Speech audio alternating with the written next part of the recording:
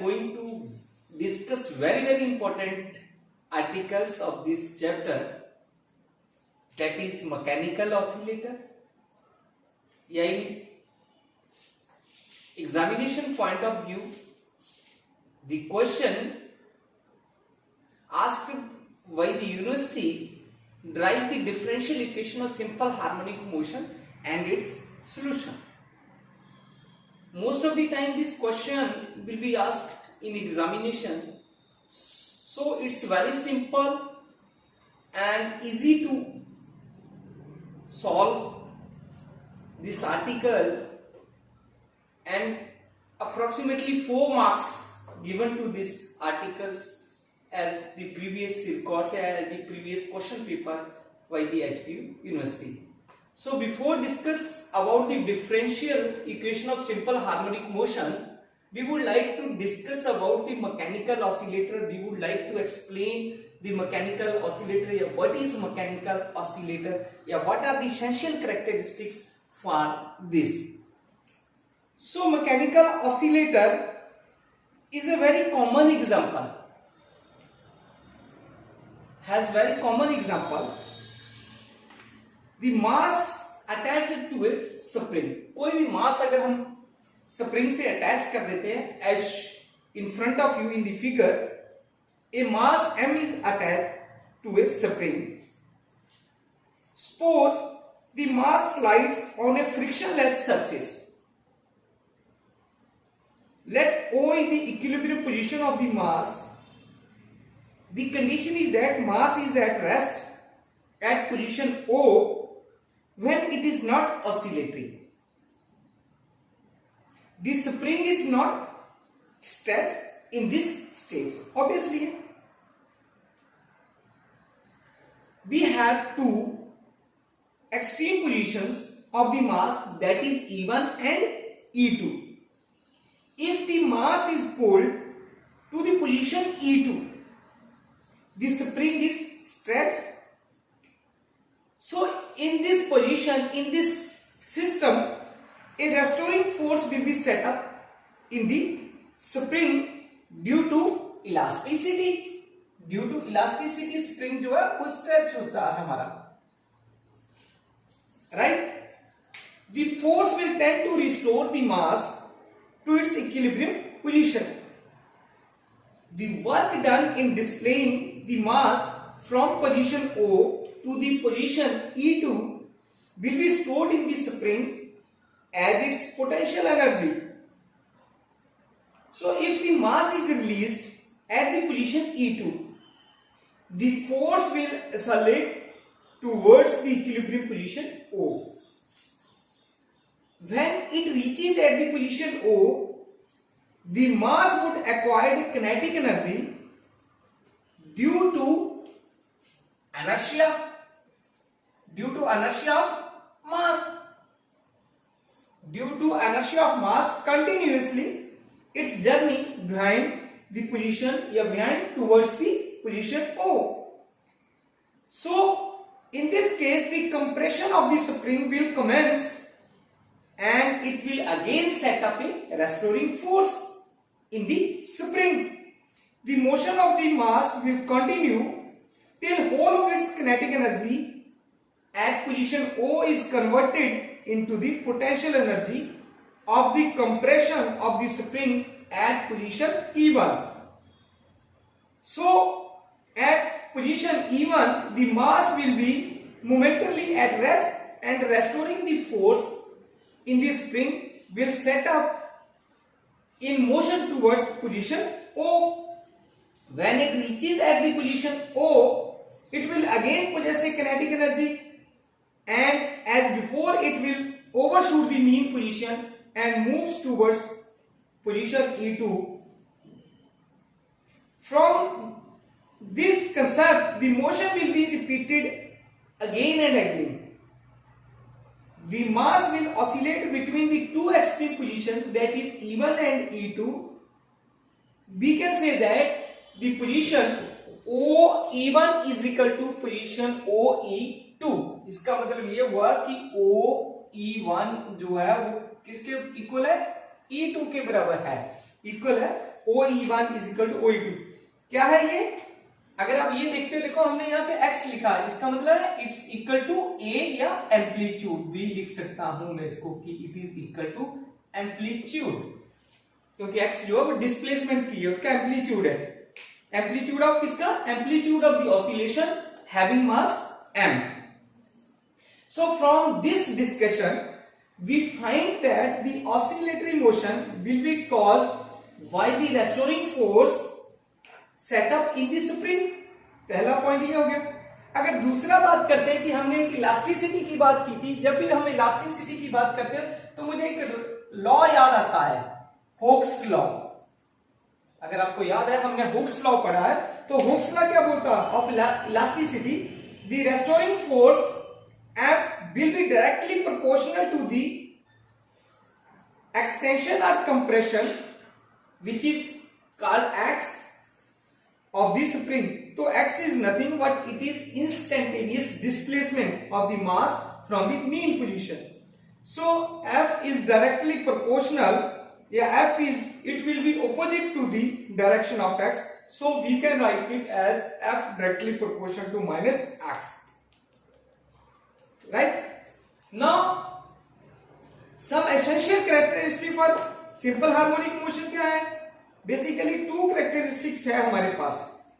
पहली है इनर्शिया, दूसरी है इलास्टिसिटी, जो हमने अभी पढ़ी है। पहली इनर्शिया है, दूसरी इलास्टिसिटी है। So come to the question, drive the differential equation of simple harmonic motion and its solution. So according to Hooke's law, F directly proportional to minus X। Proportionality sign is replaced with the constant K, so F is equal to minus Kx, which is called the constant, stiffness constant।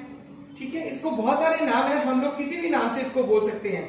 Force constant बोल सकते हैं, spring constant बोल सकते हैं, stiffness constant बोल सकते हैं। अगर मैं इससे स्टिफनेस कांस्टेंट की भी डेफिनेशन पूछी जाए तो मैं क्या बोलूंगा कि it is nothing what it is equal to K is equal to F on X। ये लिख सकता हूं मैं। It means that the restoring force per unit displacement. ठीक है, अगर मैं पॉजिटिव लेता हूं, इसका मॉडुलस लेता हूं, तो K is equal to F upon X, force restoring force upon displacement. It's, अगर मैं यूनिट देखता हूं, इसके यूनिट क्या है? न्यूटन पर मीटर है इसके, क्योंकि हमें पता है ये न्यूटन होता है, इसका पर मीटर है। एक्स डिस्प्लेसमेंट मीटर में है, तो न्यूटन पर मीटर्स के बराबर आ जाती है हमारे पास। तो हम इस वे में इस इक्वेशंस को लिख सकते हैं, right? According to Newton second law of motion, F is equal to m d square x upon dt square, ऐसे मैं लिख सकता हूं। तो अगर मैं इस इक्वेशन 1 और 2 को इक्वेट करता हूं, तो left hand side is equal to है, इक्वल है, तो right hand side also equal हो जाएगा। Then equating equation 1 and 2 we have m d square x dt square is equal to minus kx। तो then d square x upon, मैंने rearrange कर लिया इसको, minus k upon m x कर लिया, या m से डिवाइड कर लो both sides, then same is the things, and d square x upon dt square plus k upon m x is equal to 0। मैंने क्वाड्रेटिक इक्वेशन इन फॉर्म्स में कर ली इसको, ठीक है, ऐसे लिख सकता हूं मैं। अब k अपॉन m जो है वो किसके बराबर है हमारे पास? हमने k अपॉन m जो है, कोई मेरे पास ऑसिलेटर का कोई कांस्टेंट है, उसको मैंने ओमेगा से डिवाइड कर लिया, then I can write it as d square x upon dt square plus omega square x is equal to 0। This is the differential equation, this is the differential equation of the simple harmonic motion. अब मुझे क्या है, as per the definition time period, हमने पहले पढ़ा है time period की definition, t is equal to 2 pi upon omega. वहां हमने क्या पढ़ा था? अगर आपको याद है, हमने वहां पढ़ा था omega is equal to 2 pi upon t. हमने यहां क्या कर लिया, इधर रिप्लेस करके टाइम पीरियड की डेफिनेशन निकाली, तो t is equal to 2 pi m upon k कर दिया मैंने। ये कौन सी है? Time period of simple harmonic motion है, हमने पहले भी किया हुआ, तो m अपॉन k के बराबर मेरे पास ये वैल्यूज आ जाती है। अब इसके बाद इसका सॉल्यूशंस क्या है? Solution of differential equation of simple harmonic motion.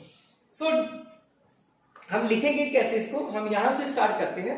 The differential equation of the simple harmonic motion is d square x upon dt square plus omega square x is equal to 0। हाँ, एक चीज और है यहाँ पे, मैंने यहाँ k कांस्टेंट लिया, किसी बुक में s भी लिया होगा, तो वन इज से कोई ऐसी वरीड की बात नहीं है कि मैंने s ले लिया, किसी ने k ले लिया, कोई भी है, पर हम डिनोट कर देंगे कि s k या s is force constant, stiffness constant, spring constant, कुछ भी है वो आप लिख सकते हो उसको, ठीक है, कि आपने ये डोनेट कर दिया। So to find out the solution of this equation we multiply by this equation y 2dx upon dt, ठीक है, वी गेट, हमने क्या किया 2dx upon dt into d square dx square plus omega square 2x dx upon dt is equal to 0, वो side किया, वो 0 से multiply किया तो 0 हो गया। अब मैं क्या करता हूं, इस इक्वेशन को सॉल्व करने के लिए इंटीग्रेट कर देता, तो 2dx upon dt d square x dt square plus 2 omega square मैंने कॉमन निकाल लिया, x into dx upon dt is equal to 0 के बराबर पुट कर लिया। अब हमने डिफरेंशिएशन पढ़ी हुई है, ठीक है, इसके लिए हमने ये फार्मूला यूज कर लिया, fx की raise to power n f dash x dx is equal to fx n plus 1 upon n plus 1, तो मैंने यही फार्मूला लगा दिया यहाँ पे 2dx upon dt का sorry whole square plus 2 omega square x square upon 2 is equal to c, क्योंकि वो कांस्टेंट टर्म थी, तो इसलिए हमने इतना कर लिया। अब आगे सॉल्व करते हैं इसको। तो हमने क्या किया, उसके बाद 2 से 2 कैंसिल कर दिया, ठीक है, इधर दूसरे 2 से 2 कैंसिल कर दिया, हमारे पास क्या बच गया dx अपॉन dt का whole square plus omega square x square is equal to c. अब मैंने फिर रीअरेंज कर लिया इस इक्वेशन को, dx अपॉन dt का whole square is equal to minus omega square x square plus c के लिख लिया। अब हमने क्या किया, ये जो c है इज कांस्टेंट ऑफ इंटीग्रेशन है at x is equal to a, the amplitude of the oscillation, अगर मेरी x की जो वैल्यू है a के बराबर है, so the amplitude of the oscillation dx upon dt is equal to 0 के बराबर हो जाता। So from the equation number 2, तो dx upon d का होल स्क्वायर भी वही बराबर आ जाएगा, तो c is equal to a square omega square के बराबर आ गया। अब हमने क्या किया, इसकी वैल्यू इस इक्वेशन में पुट कर दी, dx upon dt का whole square is equal to minus omega square x square plus a square omega square. अब मैंने ओमेगा स्क्वायर कॉमन निकाल लिया, तो हमारे पास क्या आ गया a square minus x square. अब ये समझ गए होंगे कि minus x square plus a square था, मैंने माइनस पीछे कर लिया और पॉजिटिव वैल्यू आगे ले ली। हमें रीअरेंज कर लिया फिर इस इक्वेशन को, या सिंपलीफाई भी कर लिया, ऐसा भी बोल सकते हैं, dx upon dt is equal to omega a square minus x square का square root. So this equation can be written is as dx upon, ये नीचे आ गया, ये उधर चला गया, क्रॉस मल्टीप्लिकेशन कर दिया, dx upon square root a square minus x square is equal to omega dt। अब अगर मैं इस इक्वेशन को देखो, ये हमारे पास फार्मूलाज होता है, अगर हम इस इक्वेशन का इंटीग्रेशन करते हैं, हमें याद है 1 upon a square minus x square 1 upon a square minus x square का स्क्वायर रूट करते हैं, इंटीग्रेट करते हैं dx, तो हमें पता है ये साइन इनवर्स देता है हमें, ठीक है, x upon a के बराबर होता है हमें, ये स्टैंडर्ड वैल्यूज है हमने, तो sine inverse x upon a is equal to omega t plus 5 मेरा अनदर कांस्टेंट है, ऑसिलेटरी जो अनदर कांस्टेंट ले लिया मैंने, कोई भी वैल्यू लिख सकते हो आप लोग, c1 भी लिख सकते हो किसी बुक में, पर मैंने 5 ले लिया अपनी इक्वेशन को बनाने के लिए।